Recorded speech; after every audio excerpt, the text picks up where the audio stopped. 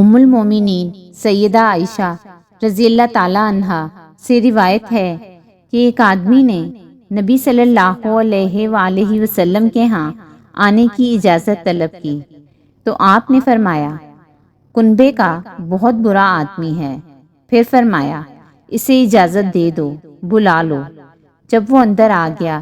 تو آپ نے اس کے ساتھ نہایت نرمی کے ساتھ باتیں کی۔ سیدہ عائشہ رضی اللہ تعالیٰ عنہا کہتی ہیں میں نے کہا اے اللہ کے رسول، آپ نے اس کے ساتھ بڑی نرمی کے ساتھ باتیں کی ہیں، حالانکہ آپ نے اس کے متعلق ایسے ایسے فرمایا تھا۔ آپ نے فرمایا قیامت کے دن اللہ کے ہاں سب سے برا آدمی وہ ہوگا جسے لوگوں نے اس کی بد کلامی کی وجہ سے چھوڑ دیا ہو۔